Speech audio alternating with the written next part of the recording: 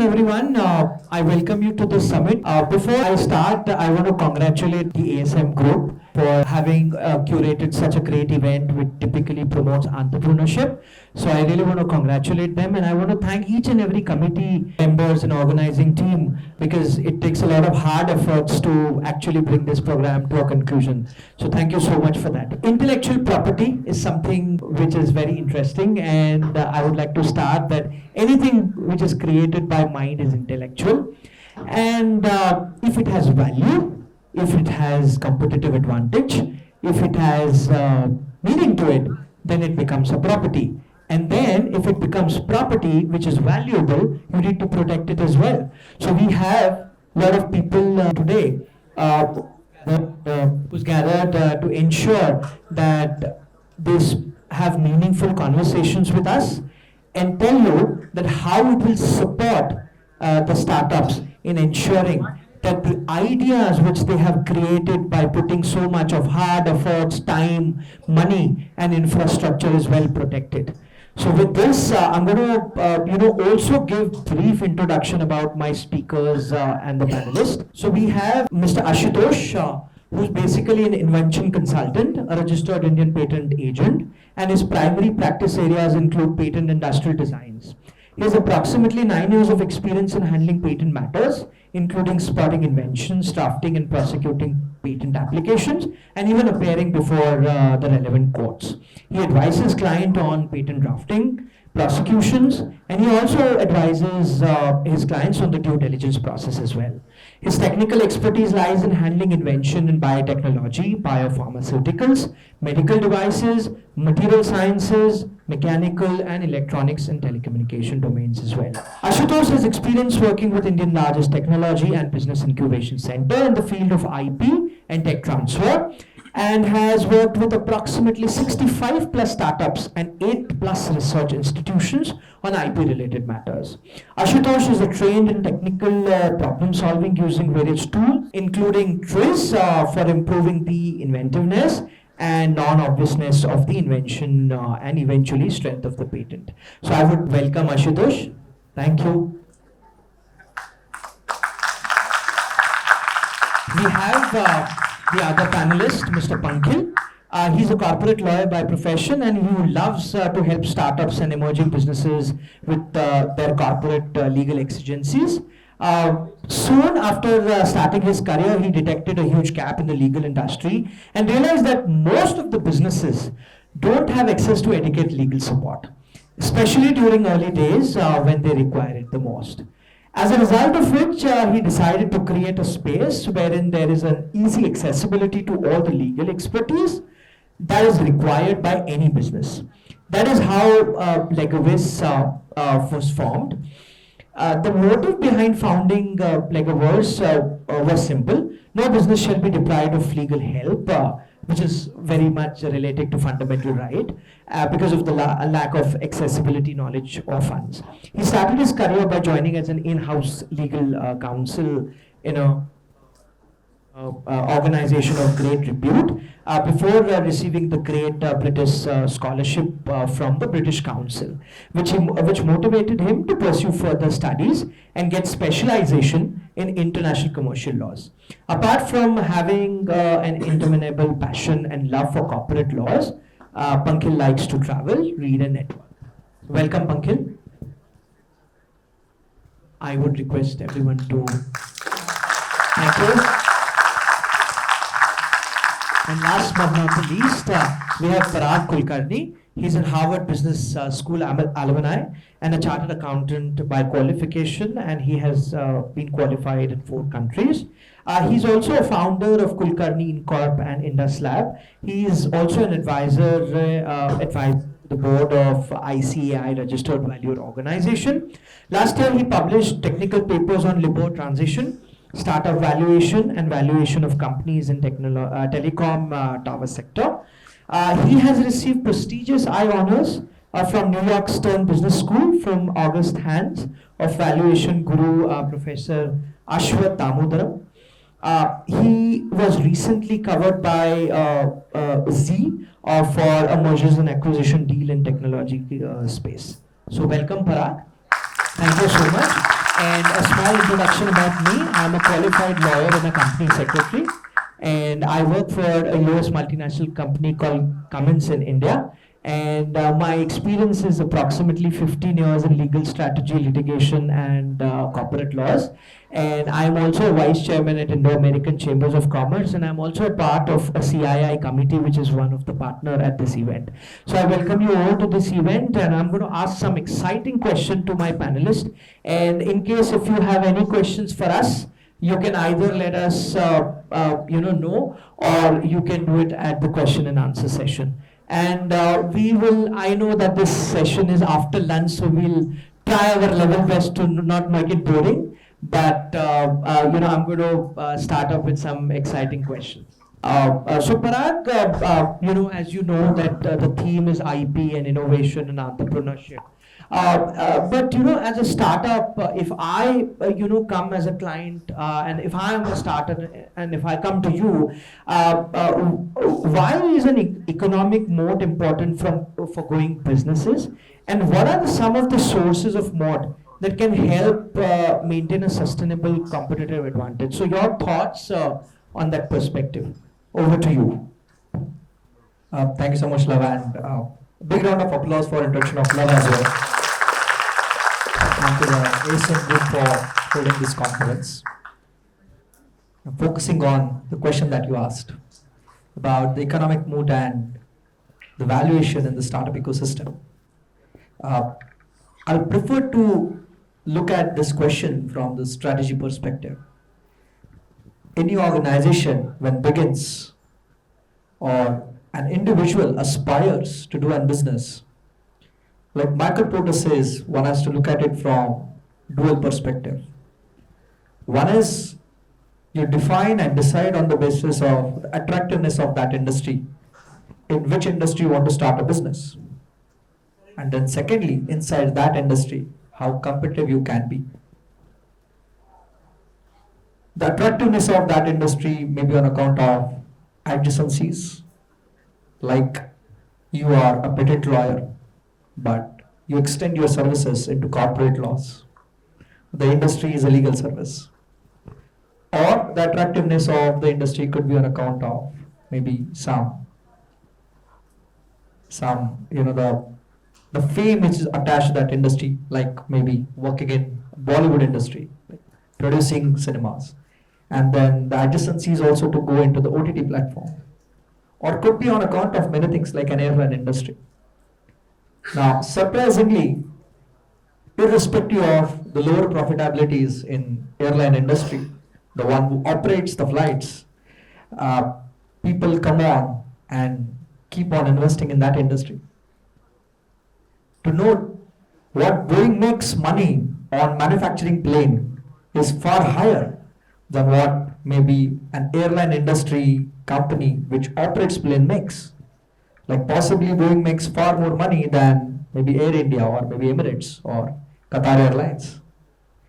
So the fundamental question when we look at this economic moat is distribution of the profit inside the industry. Yes, there lies a business, but of that business, how much profit is attributable to the core supplier, maybe like a Boeing plane, and then how much of that profit is then get distributed onto maybe those who provide the airline service, and then maybe some of that profits how much get it distributed onto those companies who offer, let's say, food inside the airplane, and maybe how much of that profit goes to the government, maybe because it operates a port or because it licensed the port. So the first way of looking at the competitive advantage is to identify the attractiveness of an industry in which you work. Once you have identified that industry, how you gain the competitive advantage is important. So on an average, if you believe that companies in that particular sector is earning X percentage of profit, let's say 8% of an average profit, the question that you should ask yourself is, your business model results in what percentage of profitability? Is it better than 8%? Is it lower than 8%? If it is better than 8%, obviously it means there lies a competitive advantage. And then the logical next step is to look at what kind of competitive advantage that you has. Is it because of the better quality product? Is it because of the better service that you offer around product? Is it because of the differentiating product? Or it is not because of the price of the product, which results in super profit, but maybe a volume of the product that results in higher absolute profits? Or is it because of the cost leadership that you have, that the way you engage and negotiate with your suppliers who are, asking for better prices? Or is it the way you negotiate with your customers? Or is it on account of maybe the substitutes that you have around your product? So, like you have a choice to fly from Pune to Delhi, you also have a choice to drive yourself from Pune to Delhi, and you also have a choice to get a train from Pune to Delhi. So, then the fundamental question that one has to answer is, if you are earning 10%, how much of that 10% is attributable to first force, second force, third force, fourth force, and fifth force? And that's how you prioritize on allocating your resources to those sources that in reality drive those competitive advantage. And to me, to coming back to your question and connect the dots to IPR, look at the companies across the world. You have an ability to buy a car which is similar to any other person who has money to buy that car. You have an ability to buy a land which is possibly similar to the capabilities of any other person who has a money to buy a land. But when you own an IP, an idea, a distinguishing design, that's what differentiates you than many others, because that comes out of its uniqueness. That's what we are speaking about, the competitive advantage. And as an entrepreneur, you need to trickle down into this entire process and substantiate that my super profits and my sustainability is attributable to this economic moat and this intellectual property. Thank you. So, thank you so much. I think you got a very good point about startups and innovation. I just want to have one follow-up question. That what do you really feel that you talked about that what we can do, but do you have any kind of advice for the startup? Because I understand that there are a lot of people online as well. So just want to understand that, do you have any watch outs that the startups are too vulnerable, to be honest with you, as you also understand that the innovation and the enthusiasm is absolutely on the high, but what typically happens that if you become too emotional, I think somebody else would kind of take it over, because if somebody takes your hard time efforts, it's very heart wrenching that somebody took it because I did not have the right knowledge, right infrastructure, and right resources at the start itself. Otherwise, I would have not got into. So, anything from your perspective, which you, being a chartered accountant, a registered valuer, would actually tell the speakers about the watchouts that they need to ensure that tomorrow, if they innovate something or if they want to do something which is innovative or protect, what are the main things which you would tell them? Sure, love. Thanks for this extended question.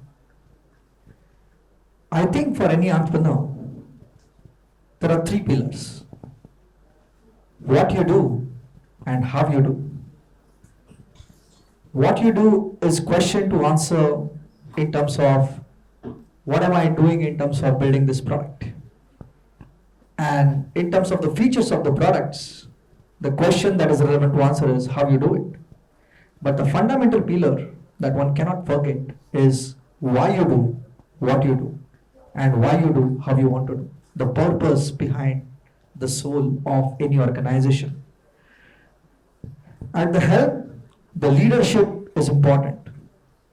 And startpreneurs focuses more on the competence of it and forget the characterization. To me as an entrepreneur, to me as I speak to startup owners, the combination of competence and character, while answering what, how, as well as why as the middle pillar, is very important. Then The first step, which I strongly advise that people first to answer, is doing a customer segmentation. You have a great idea, you feel passionate and energetic about it is great. But what kind of market are you addressing? So maybe to make it more simplified language, you can imagine Excel sheet. At the top you have customer segmentation, the types of customers that you want to serve. Could be a geographical segmentation. And on the left hand side, maybe the different products. And then you have a combination of a product that you want to offer or a service that you want to offer and a customer segment that you want to offer that product to. And for each cell as a startup owner, you must formulate a strategy. So it's not about not having the resource. I think it's about not having the right strategy for right cell. And the moment you have right strategy for right cell, trust me, VCs will come to you and they will fund you, which will solve your problem of not having capital. Thank you. Thank you, Parag. Really very insightful perspective. Purpose and strategy is something, two takeaways I'm going to take from that. So I am moving on to Ashutosh.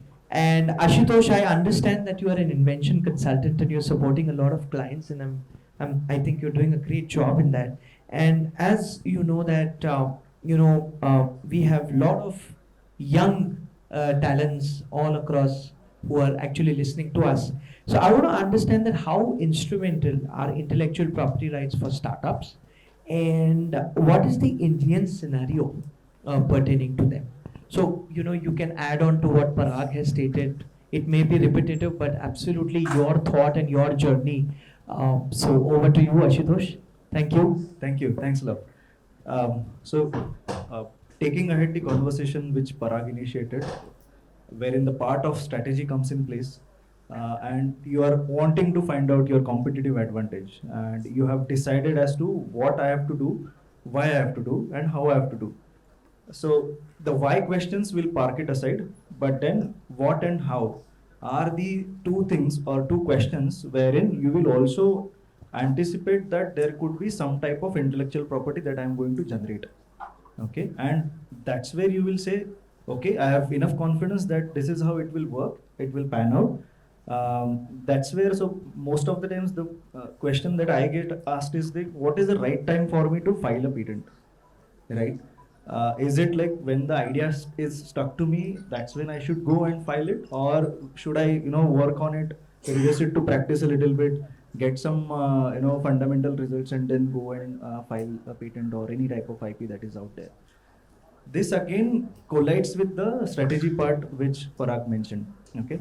Now the best time I would say is that once you have worked on an idea and you have got some promising results, that's the time when you have to go and file a patent, a copyright or a trademark or an industrial design, whatever a tool that is available and is precise at that moment of time.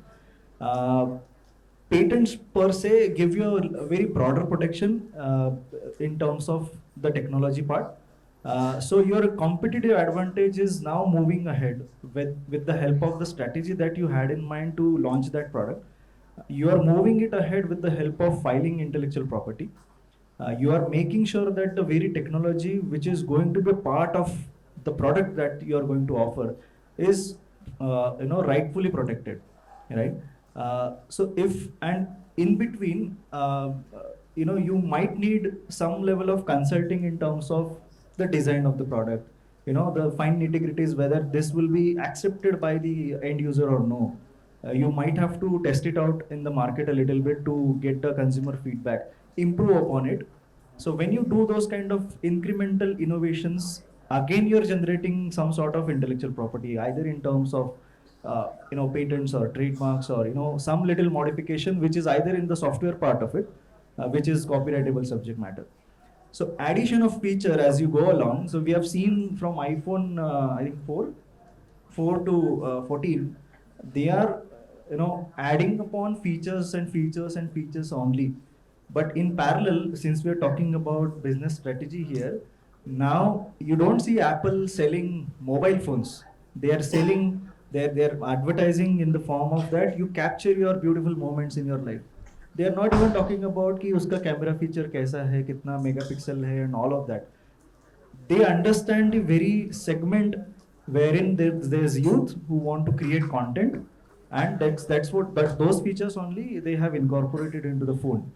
So now, if you look at it from the IP point of view, you have to have this vision as to 10 years down the line, what would be the anticipated product which I am currently developing, and you have to protect that IP from that day itself when you got the idea of developing that product. So at the end of 10 years, you should not be in a position that, oh, my product now is going to see the valley of death. We made enough cash, right? But we are going to go down now. That's not the time when you invent and innovate, because there are already players who have launched their products, invented your product, because you have your product in the market. Everybody has an access. Everybody can anytime reverse engineer it and make a better product out of it. So the strategy part, wherein Parag sparked the discussion about strategy, the strategy part should also look at how am I going to capture that very market in the IP part also. It's not just the market share, it's not just the competitive advantage or technological differentiator that you are wanting to have, but what is the kind of IP portfolio I have been able to make. That's where I think startups should think on, and then that would add value at the end of the day for startups. Sure. I'm going to take that strategy with me, because I never knew that the iPhones are basically targeting that. But it's a very good point, because I think when you have the right strategy, you have the right audience, and then ultimately the IP.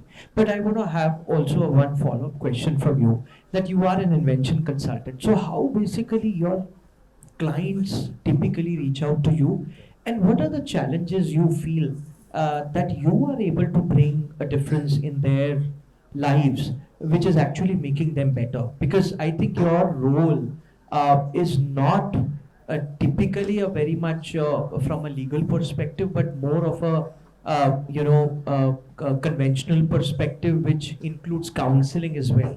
Because when I was just reading through your profile, I'm sure that I could understand that you are supporting the entrepreneurs to understand what they don't know about their creation. So just some light on that. Right.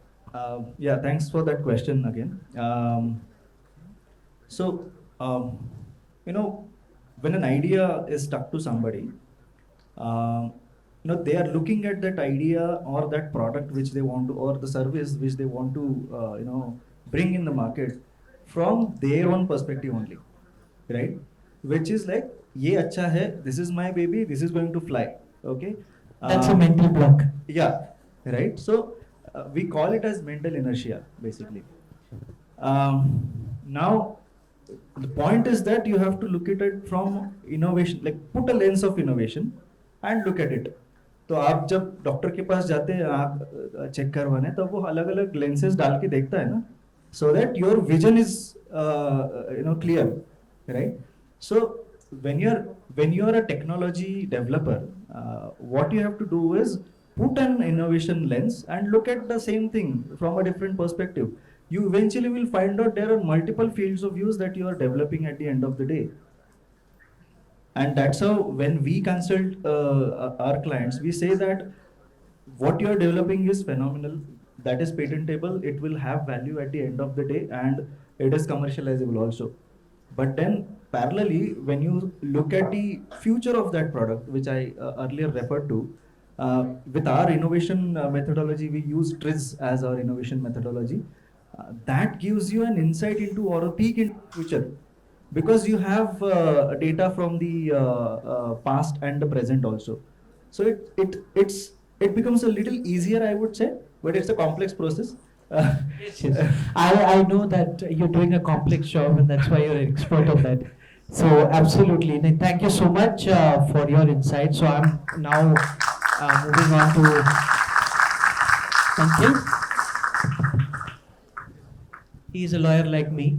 So as you've heard the two experts on the dais, I want to understand from a legal perspective Right. that what are the challenges you see Right. that the startups are facing. Yes. And I have a follow-up question, but first you talk about that what are the legal challenges you see Yes. that when a client typically comes to you with his design or trademark or a patent or a copyright, and then how you are able to support them, and what are the legal challenges from an Indian court system? All right. Please. All right. Thank you. Thank you. Thank you so much, Love, for the beautiful question. So I would, as my friends Parag and Ashutosh have already covered the majority of the area of IP and valuation, I would go further ahead and take a back step, and would like to talk about the legalities. I hope some of you or most of you would be planning to, have your own startup in the near future.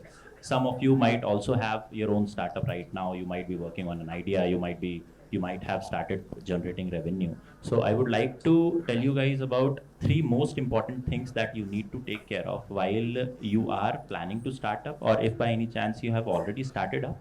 Take care of these 3 things, 3 legalities as soon as possible. So as we all know about, first thing is intellectual properties. So you need to take care of your intellectual properties as and when you have an idea, as and when you have a thought of starting up a business, wherein I would like to get into understanding part wherein what intellectual properties are. So intellectual properties are made up of 4 things. The one is trademark, the other one is copyright, patent, and industrial design. So what are these 4 intellectual properties?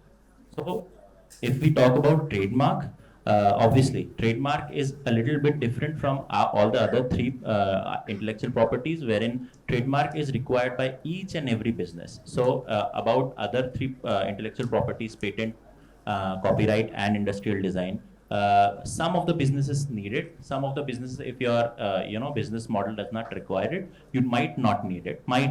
But trademark is something. If you have a business, if you are generating revenue, if you have a brand name, you need a trademark.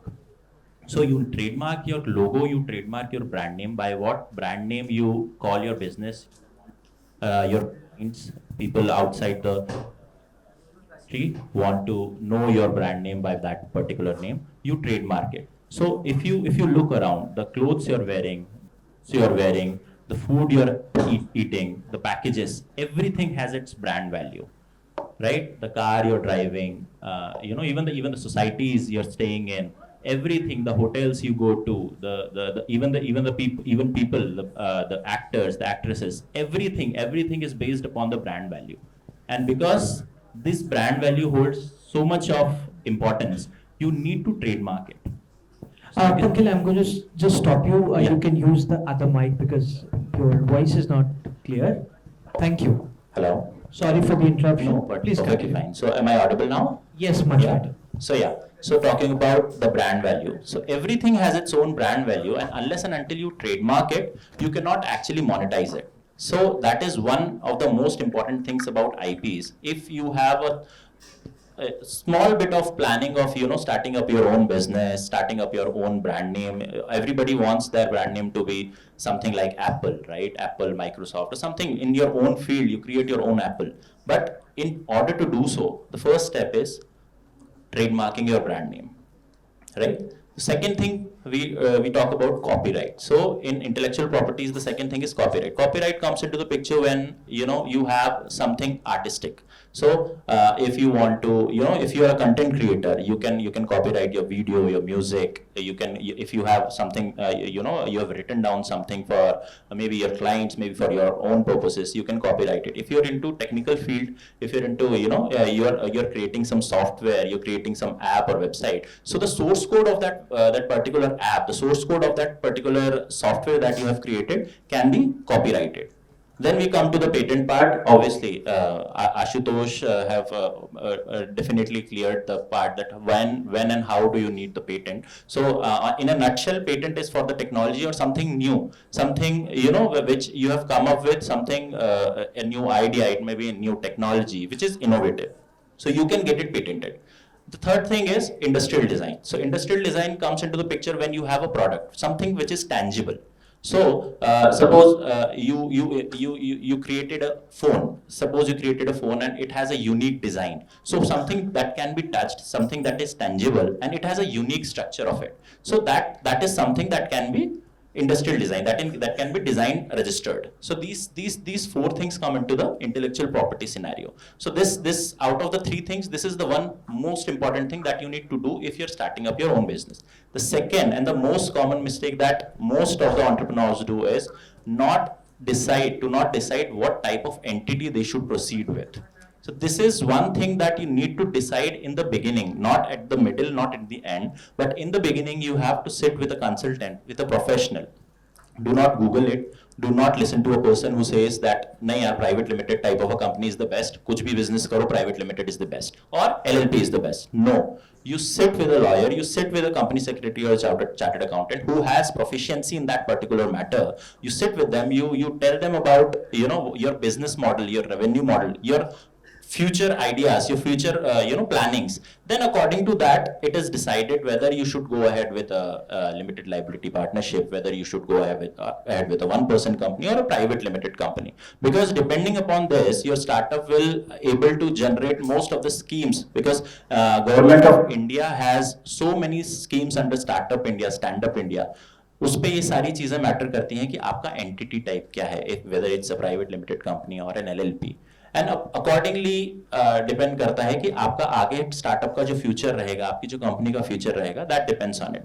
So apparently, just to give you an example, if you into a hospitality business, if you are into a hospitality business, if you have a restaurant chain, then having an LLP might be a good option for you. It's not just the only deciding factor, but yeah, if you are into a self-sustaining business, LLP can do good for you. But again, there are so many factors to decide that.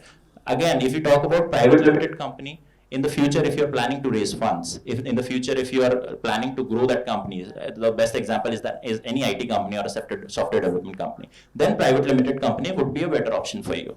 Right? So these are the options when you have to decide when you initially begin your business. Day in and day out, we meet people, we meet clients who come to us, then they tell us कि sir मैंने business, I'm doing business for past 2 years, 3 years, but मैं proprietorship में ही कर रहा हूँ. So now I want to understand कि अभी मैं कौन सा business start, मतलब इसको कौन सी entity में करूँ, क्या, whether to go ahead with private limited, whether to go ahead with LLP. So right, later on it is possible, but the best way is to do it in the beginning.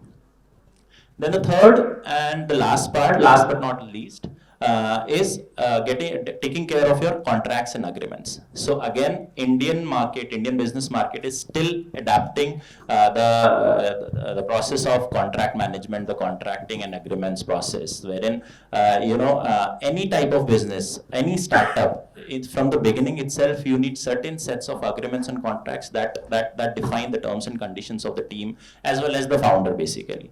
So when you're beginning with a business, you need to, the most commonly heard sentence as a lawyer, I listen to people, they come to me and they say that I have started up a business and I'm starting up this business with my best friend. I'm starting up this business with my brother, my sister or some relative. So I don't think कि कोई problem होने वाला है हमारे साथ. तो when I suggest them, you should have a co-founders agreement in place so that you should decide your roles and responsibilities in first instance and then you can go ahead with it.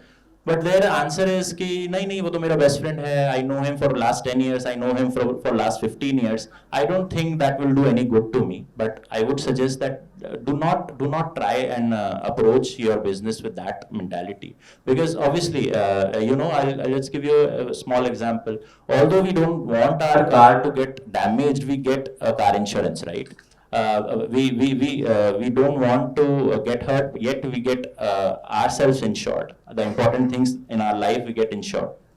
So insurance is not that you want that insurance done because you know something will happen, but 0.0001% if anything goes wrong, then you have yourself covered. The same is done by the agreements and contracts that you do with your partners for your business. If anything goes south in the future, you have those roles and responsibilities and legalities and obligations covered so as to save you. in the future, right? So some basic type of agreements and contracts that come into the picture when you start up is, the first one is the co-founders agreement that you need to do with your partner, with your co-founder, with whoever you are starting your business with. The second one is the NDA. So as a startup owner, you go and discuss your startup idea, your business idea with n number of people, maybe VCs, maybe they are investors, maybe they are your consultants, or maybe friends. So you need to have that NDA in place, wherein that will secure your confidential information, as well as your startup idea, that whatever you go ahead and discuss that idea with anyone, your interest is saved. So NDA is another important thing. So every business today has websites, right? Almost every business is operating online. So in order to do so, if you have a website, if you have an app, you need website policies in place. So website policies about, website terms of use, privacy policy, cookie policy. These things you need not only in India but globally. These are some mandatory things. And the last but not the least, yes, you have vendors, you have consultants who are working for you, you have employees. So you need agreements with them. So vendor agreements, employee agreements. So these are the set of, my 2 cents, wherein whenever you're planning to start your own business, these 3 things, including IPR, these other 2 things, deciding what type of entity to go ahead with, and having your contracts and agreements in place. These 3 things are the most important things. As per my experience, most of the people, most of the startup owners, if they get it done, these 3 things they get done in time, they can eradicate most of the legalities legal problems involved in any type of business. Thank you. Thank you so much. Thank you. For Thank you. sharing, great stuff about paperwork. Yeah. Because paperwork is extremely important, because that's the work of the lawyer. But even if it's not there, then the lawyers will eventually come in. But we don't want these guys to reach at that stage. Absolutely. So prevention that's is better why than cure. Yeah. Prevention, and I think you also made up a point with respect to insurance, because in Indian Contract Act, if you see the insurance is nothing but to make good the loss. Yes. So if you can actually cover the loss by Right. making it sure that it's insured, then the indemnities and warranties are covered. So absolutely, that's a very thoughtful and insightful conversation. So moving on to Ashutosh, I want to ask you that what do you think that the startups currently need to concentrate on, and if you have 2 to 3 bullet points that the people on call or people over here and the budding students and the budding entrepreneurs can take an inspiration from a very logical and a practical perspective, because strategic is something which I'll come to Parag, but something as a consultant to the people who are actually wanting to innovate.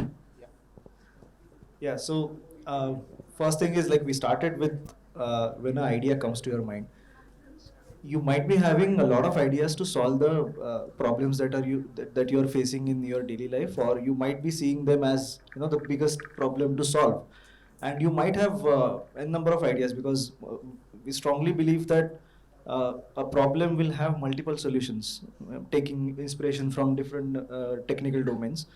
My first bullet point is that as and when you identify a problem, note it down somewhere. As and when you find a solution to the problem, note it down somewhere. You never know when you will see the market, and if it is like immediately in coming year, you have an opportunity. You can work on it a little bit, take some help from your friends and consultants who are in that particular field, and basically go ahead and protect rightfully what is yours, right? So that's bullet point number 1.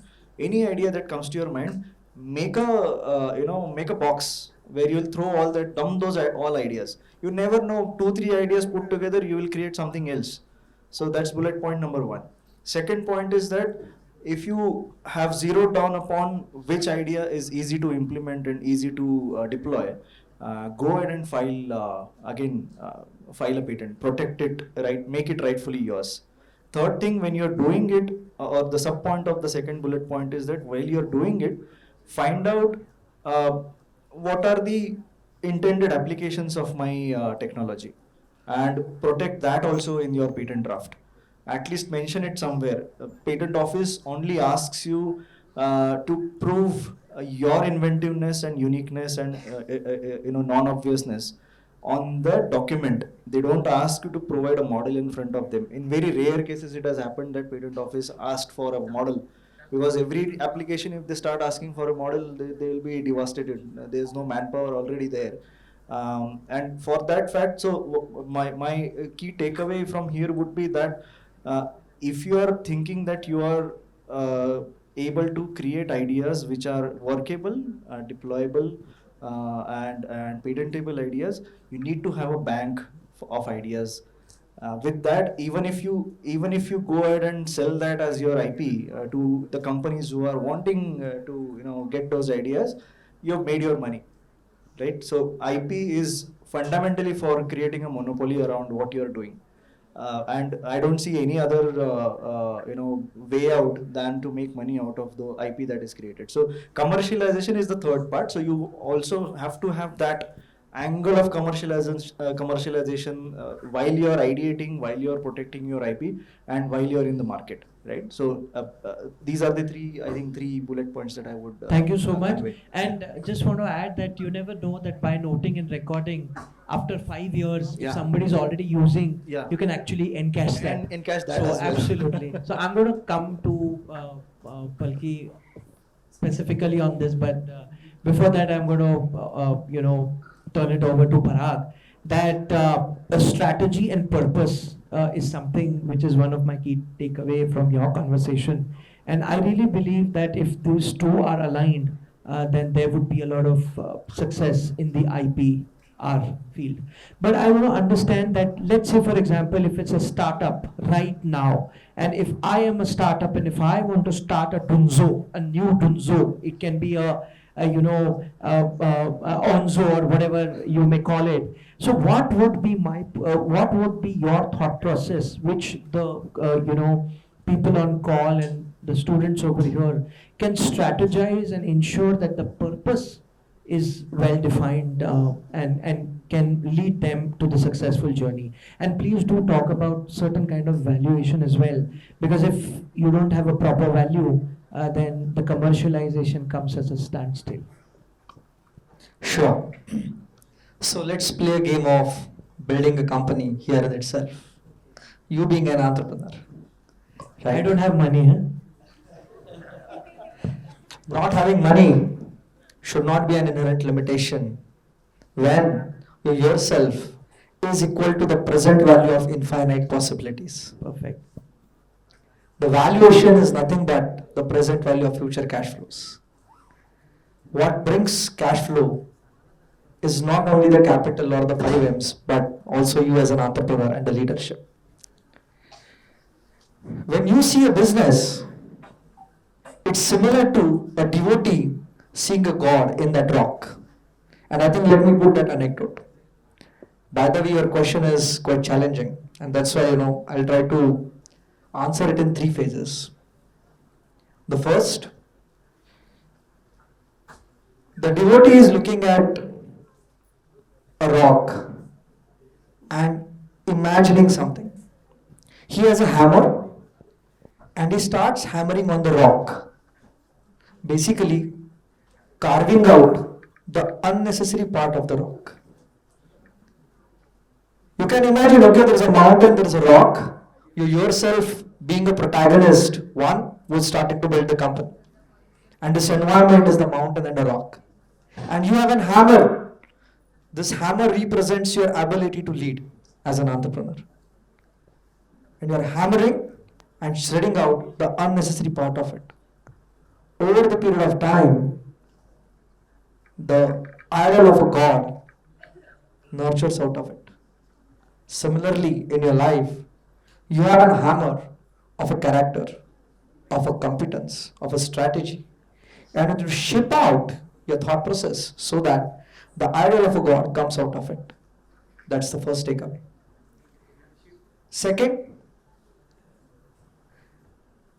you pray to the God saying that I come with very good intention. I have really good idea. Things are not working well. I don't have that magic formula. What to do? So, I was having a conversation with Guru Gopal Das, one of the leading guru, and then he narrated this story. I'm narrating the same story, okay? Which is wonderful. So then the God tells the devotee, you do one thing. You first tell me what you want to do with a clarity in mind. So aiming high is not a crime. Aiming low is a crime. So he says, I want to shift a mountain. There is a mountain. He was trying to move it. I want to move the mountain. So God says, no problem. You do one thing. Every day you get up on time. You go at the mountain and then you try to move the mountain. He says, yes, I'm aligned with my purpose. I have a strategy. Strategy is to move it from the left side because of many multiple reasons. Getting up early in the morning. So he was following that particular thought process and the tick marks in terms of the theoretical booklet of how to be a good leader, how to run a good company. Going every day, pushing the mountain, 1 month over, 2 months over, 6 months over. Will mountain move? Obviously not, right? Mountains won't move. Now he is frustrated. And with that frustration, he comes back and then he questions the existence of God and says that, God, you told me to go back and push the mountain. Nothing happened. And you were saying that things will happen when you are aligned with the purpose, when you are aligned with the strategy. When you gave me that theoretical book and when I attended this conference, Parag told me that, this is a strategy to deploy and I will be a successful entrepreneur. So God says, don't shout. Go to the bathroom. So he was surprised. He said, what do you mean by go to bathroom? So God said, go to the bathroom, remove your shirt, look at yourself. Look at the muscles that you have gained. What you were 6 months back and what you are today is a gain. It's a learning curve. So when sometimes things don't happen, as a startup owner, I know you're frustrated. But when things go wrong, as they sometimes will, and the road you are trudging seems all uphill, and when funds are low, like you said, I don't have funds. When funds are low and to some other entrepreneurs, when dates are high, you want to smile, but you have to sigh. And at that time, when fear is pressing you down a bit, the only solution which I recommend is rest if you must, but don't you quit. Because you have an ability to build, and that's what matters. I think that's where I'll take a pause, and I hope all of you could take out of the stories. Thank you. Yes, thank you. I can take out a lot of things because patience and perseverance is something which I really even believe in, and whatever you have mentioned really makes sense to me. And what I really feel that the people on the call will understand that EQ is also bigger than the IQ quotient, which you actually brought at a very point. So I really want to thank you for that. And now moving on to the lawyer, now as we have moved from the EQ to IQ to EQ, and we've also moved on to ensure that we record and document whatever we have created. Now tell me that what do you really feel that even if I've done everything, still, there are challenges. People do copy, people do, infringe, and there are a lot of matters which, which are not welcoming. And at the end of the day, whatever you have created and whatever you have earned is taken by somebody else. So how do you, as a lawyer, think that the startups, in case if they face some kind of challenges, should do, and would the litigation be only way out? What do you? Thank you so much, Love. So yes, that is an applicable question for each and every startup. So as Parag rightly said, there are going to be difficulties, there are going to be challenges. So we cannot change that. What we can change is whatever is in our hand, right? Whatever can be done from our efforts, we need to take care of that. And one thing that I would give as an answer to your question is timing. So timing is one thing that is most important thing. When we have spoken about the strategies, when we have talked about all the challenges that we have to face or we have faced earlier, all these things are inevitable. But one thing that is in our hands is timing. So that is my simple answer to your question to each and every startup, each and every business owner, that keep your timing perfect.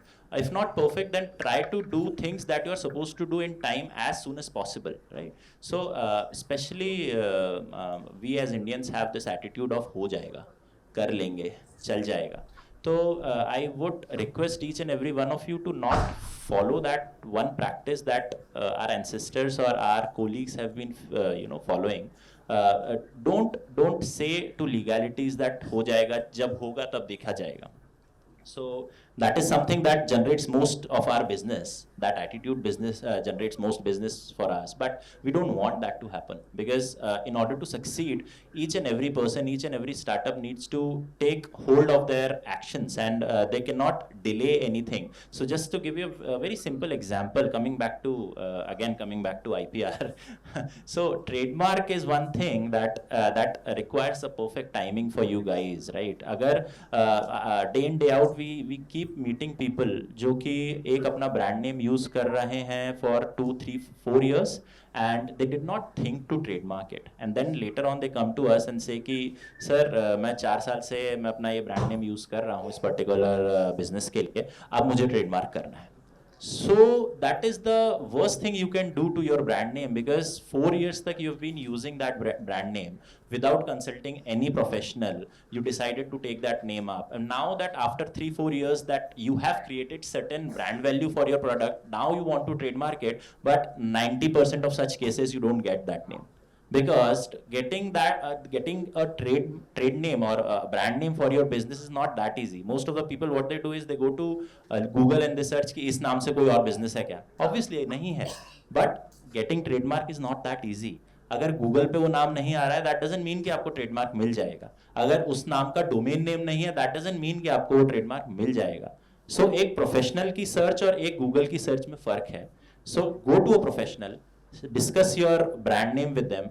Then उसके बाद the professional will come back to you कि whether it is possible to get the trademark done or not, and accordingly you can give that brand name to your business, or you might have to change, because we have seen so many cases wherein people were using that particular brand name for their business without trademarking it, and for after using 3, 4, 5 years down the line they have to change that brand name because it's not possible. It's not legally possible.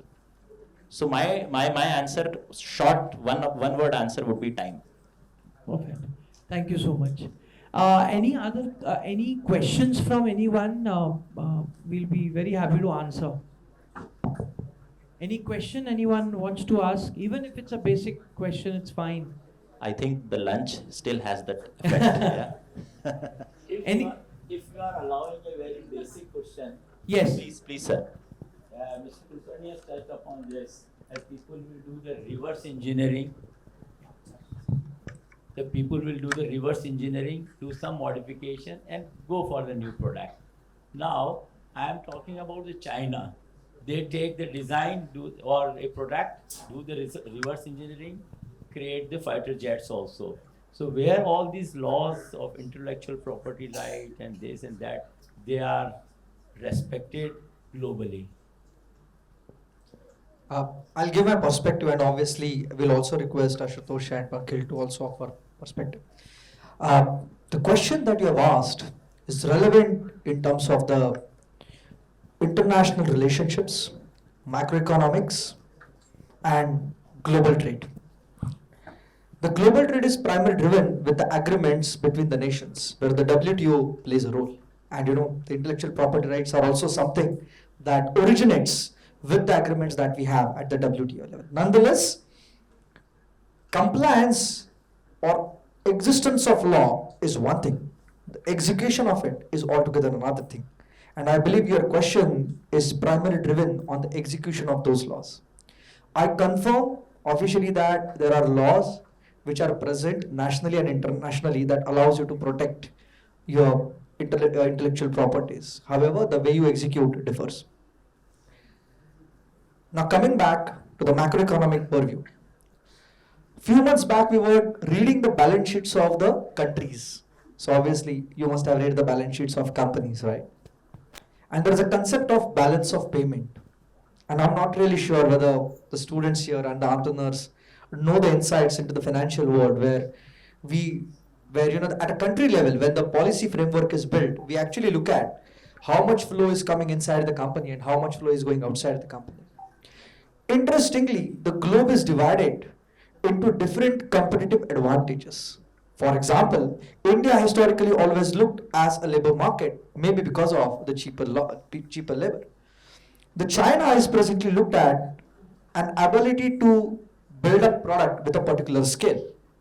And US is primarily looked at as a owner of those intellectual properties. And to extend example from Mr. Ashutosh, example of an apple, for which you are also curious. The intellectual property is owned in USA. The manufacturing happens in China. Assembling happens in India. And interestingly, the hardware is supplied by Samsung. So we live in a space where globally companies compete in one space, intellectual property, collaborate in another space, the hardware.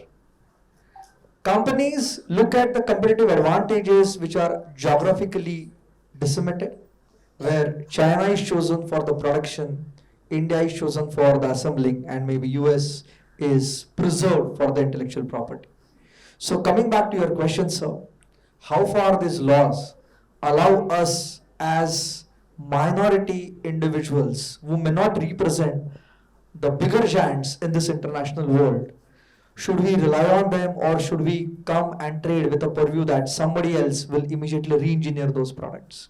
My strong recommendation with my own experience is that, and I say it officially because we work with one of the company which is acquired by Chinese in Italy for the designs. They tried replicating it in China. They could not do that because when it comes to precision engineering, it's not only about having those IPs, it's also about execution into precision engineering technologies. And that's where the Indian ownership, which, the Italian company, which is initially owned by China, went defunct and an Indian ownership went in, acquired that company and brought in those skill sets. So I rest my case by saying IP protection should not be an hindrance in terms of it is not well executed in some of the countries. The re-engineering is not merely copy pasting that you do on the computer on Windows or on iOS system. The re-engineering also demands a lot of capabilities in terms of skilled workforce, in terms of the machinery capabilities, in terms of country infrastructure, and also in terms of the country level laws and regulations. And at last but not the least, if things go south and haywire, trust me, at the international level, the country relationships come into the picture, like it happened in case of the Vodafone case, where the tax treaties were questioned, and this is how the case was handled at international level. Thank you. So also just to add what Parag has stated, this is the result of a lot of conventions and treaties as well, which India is party to. So, it's not going to be so easy. And at the same time, I think IP field has seen a, paradigm shift on how it used to happen earlier. Like today, if you feel that you're going to go big way, it's impossible. It's really impossible because the IP is the only field which gives you a monopolistic situation, which is actually prohibited if you do it other business wise, because we have an antitrust law and an anti-competitive law. But the only IP, if you have, that only gives you a monopolistic advantage to exploit that. And by the word exploiting, it is legally permissible to exploit something if you have an IP. So we've seen a paradigm shift of what used to happen earlier. And today, if you want to do a small business or something like that, that's still happening. Like, you can see that, you go to an app and you can see a pirated movie even available today. But if you want to do it at a big scale, it's not going to be possible. So over to you, Ashutosh or Pulkit, if you want to. Okay, perfect. There's one more aspect of TRIPS. There's a WTO has got trade-related intellectual property aspects. So the TRIPS agreement basically tells you about that anything that is. So there is it's a group of countries which are signatory to that agreement, and every country's IP is equally respected into other country. To tell you in a very basic sense, there are treaties which regulate and govern all of these kinds of situations that you are talking about. Another thing is, when we are specifically talking about reverse engineering, there is also a part which Parag highlighted about manpower, skilled manpower. So there is also a part of know-how that comes into play. Everything that is there in your product is not really mentioned in the patent document.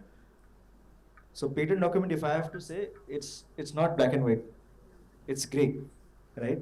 And most of the times the know-how that is associated is also kept as a trade secret with the originator of the IP, right? So even though I have a product and I am licensing it to a Chinese company or a European company, I'll make sure that until unless a skilled person from my end is going to that facility and then telling them as to how, at what RPM and at what temperature and at what concentrations it has to run, only then it will run, or else it will not.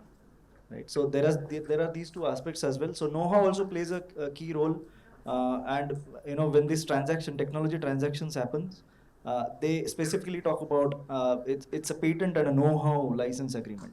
So know-how is also equally important as to the patents. Right.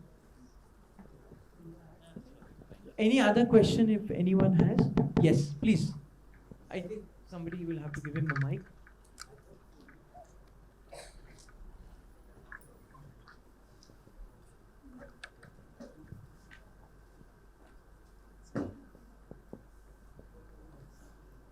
Because of the time constraint, we'll just have to take one. And if any other questions, we are here, so we can connect offline. Yeah, yeah. Please do state your name and then the question. Good evening, sir. So this is Vishal Shukla, sir, from this college only. Thank you so much for answering my question. And since we all are here for golden words, basically, because it is going to help us in future, obviously. And since we all are going to own a business, like hoping to own a business, obviously, to become an entrepreneur. So I was asking that, according to you, experienced guys, so much experience in this field, what is the definition of success for you? Like, Now, Palkit, you can take it. That is a very open question, I would say, and it's very subjective and relative. So for me, success can be something else. For Ashutosh, it can be something else. For you, it can be something else. It's a very open question. For me, success is peace. For me, success is not a lavish home, a branded car or something like that. But for me, success is peace, wherein I am able to, with my capabilities, I'm able to help others. One thing. Second thing, because of that, I have a certain understanding that I am doing 100% what I'm doing. I don't care about what the guy next to me is doing, the guy in front of me is doing. That is perfectly fine. But the worst thing that a human being can do is compare. We should not compare. So no matter how my friend is doing in life, how my enemies are doing in life, you should not compare. And whatever you are doing, you should be 100% satisfied with your capacities and capabilities. And the third and the last most important thing is you are able to sleep at night with peace, right? That is for me, that is success. And there are, if you speak with 100 people, 100 people will give you 100 different definitions for success. So for me, that is success. Ashutosh, over to you. Yeah, so it's a combination of, for me, it's a combination of peace and work satisfaction. If you're not enjoying what you're doing, for me, I would not call myself as a successful person. Till that, rightly pointed out by Pankhil, it's not about the monetary gains that you get.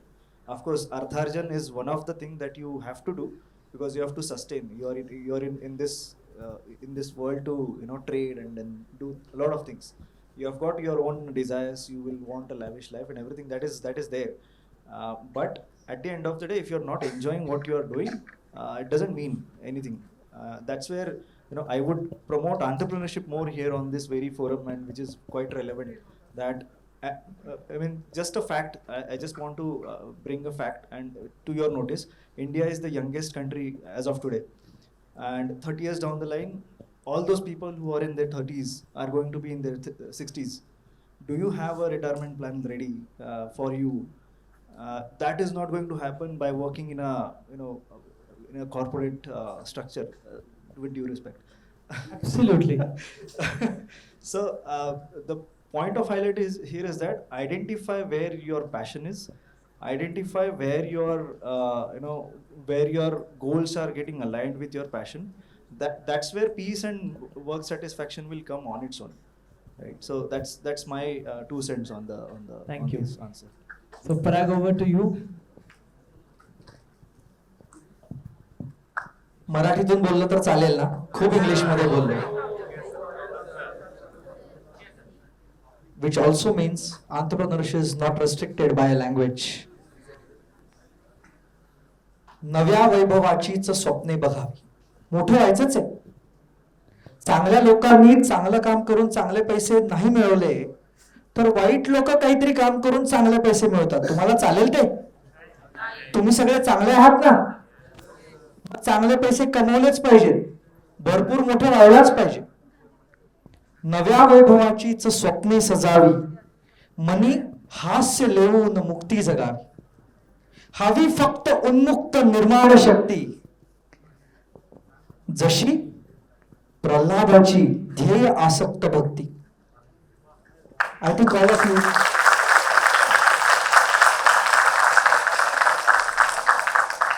all of you are aware, somebody spoke about a passion, etc. To me, माझ्यासाठी मी जे काम करतो त्याच्यामध्येच मला देव दिसतो, आणि माझं ध्येय जे आहे त्याचं मी पूजन करणं दररोज उठून, हे फार महत्वाचं आहे. पुढे त्या श्लोकांमध्ये असं लिहिलं आहे की हे सगळं करत असताना आपण खूप मोठे होतो आणि आपल्याला गर्व होतो. फॉर एक्झाम्पल, आज स्टेज बघा थोडंसं वरती आहे, समान नाही आहे, आम्हाला थोडं वरती ठेवलंय. समोर stage becomes a differentiating factor because it is an elevated. We might feel that we are better than many others who are sitting off the stage. Similarly, there are sofa seats at the front. The people might feel that they are better than many others who are sitting not on the sofa seat. The ego needs to be elevated.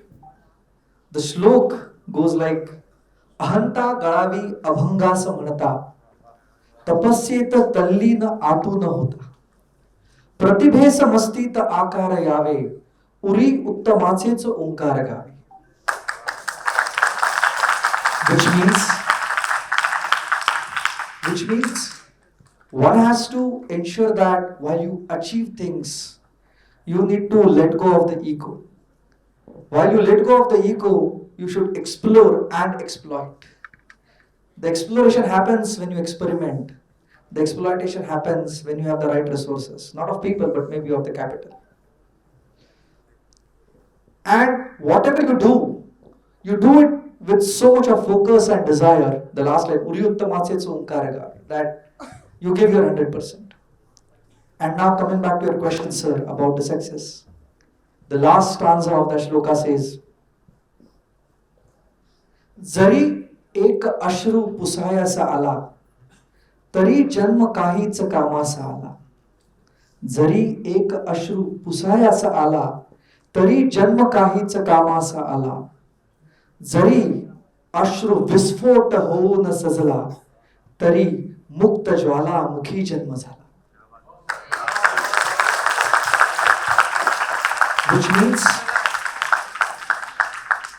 when you work with different stakeholders, your employees, your family members, your peers, your lawyers, there is happiness and sadness which we all carry. If in any moment you are able to cater to somebody's sadness and bring some happy moments in those lives, trust me, that's very important. Now, it doesn't matter who is, वो पानी का बूंद जो है वो किसकी आंख से आ रहा है. अगर वो सामने वाले की आंख से आ रहा है तो उसको आप मदद करो। और ये करते करते अगर आपकी आंखों में आंसू आए, क्योंकि आपको भी कभी कभी बुरा लगता है, तो उसका विस्फोट होना जरूरी है। वो जो बुरी चीजें आपके साथ हुई है उसको आप पीठ पे लेके खींचो, आगे बढ़ो और उसका विस्फोट होके ऐसा काम करो कि आपके लाइफ का वो ज्वालामुखी बन जाए। Thank you so much. That's happiness for you. Thank you, Parag, for bringing a very, very spiritual and EQ question. So I want to tell that, what's your name, sorry? Sir Vishal. Vishal. So Vishal, the success is nothing but, the things which will make you happy. So my take only would be that whatever makes you happy, that would be success for you. But don't do anything which is prohibited by law, because you may like something which is not allowed, and you may do something. And if you ask me what is success for me, it's going to be a funny one. I need extremely healthy, extremely wealthy, and balanced life. So that's something I aspire to be, and that's success for me. So success can be different for anyone, but remember, whatever makes you happy, do that, because that will allow you to innovate, that will allow you to spread your wings. And the people, including the panelist, would, or people like the panelist, will help you grow in your journey. So thank you. And I would just like, because the time is up, and I would like to conclude with some remarks that, some key takeaways which I as a moderator has taken. So Parag, has given a very different aspect in IP, that the strategy. Actually, I'm so sorry, we don't have time for questions. Sir, I just wanted to say something about the things you say. Yes. Yeah, sir said about the peace, that it should give you peace, and the other sir said that the chair thing, that someone is sitting in the bigger chair, and you said something else. So I got something in my mind as a thought. Yes. So sorry, I'm not taking so much time. Yeah, no problem. So success is not about being better than someone else. Success is all about being better than you used to be yesterday. But that's leadership. That's leadership, that's not success. For You're me- confusing.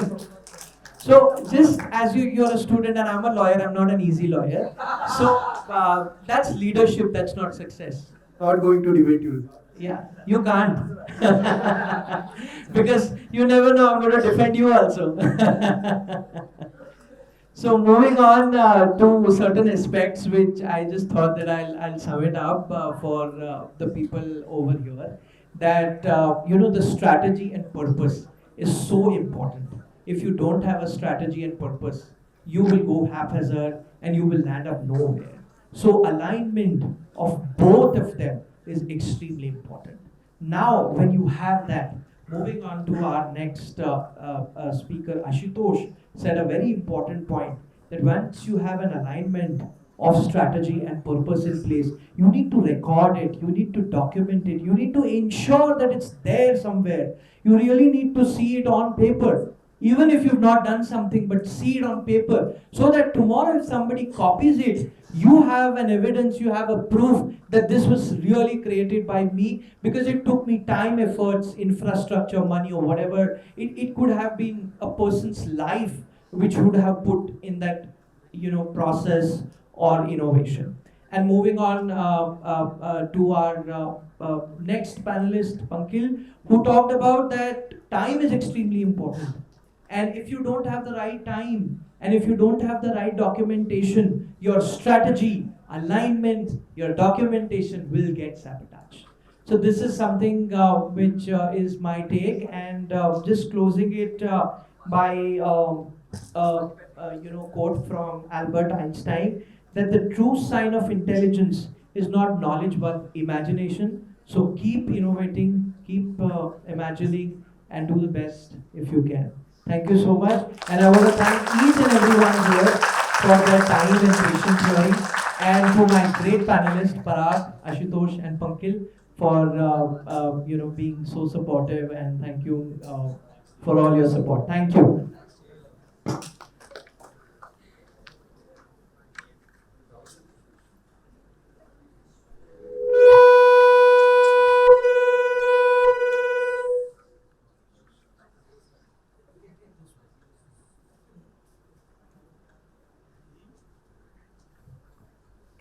have a huge round of applause for each and every one. Thank you, sir, for such an enriching session. We witnessed an amazing session for real, okay? And it was an immense pleasure to hear you all together. So, now, I would now request Honorable Mr. Nanish Deshpande, sir, the Head of Communities and Event, to felicitate Mr. Love Tanwani.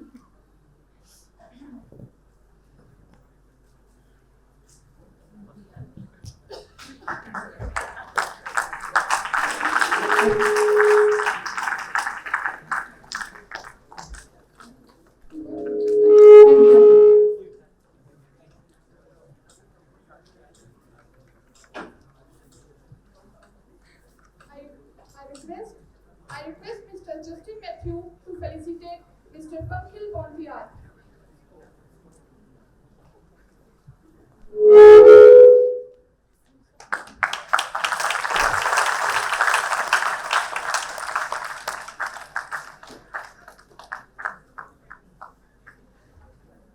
Now, I request Mr. Justin Matthew to felicitate Mr. Ashutosh Prachand.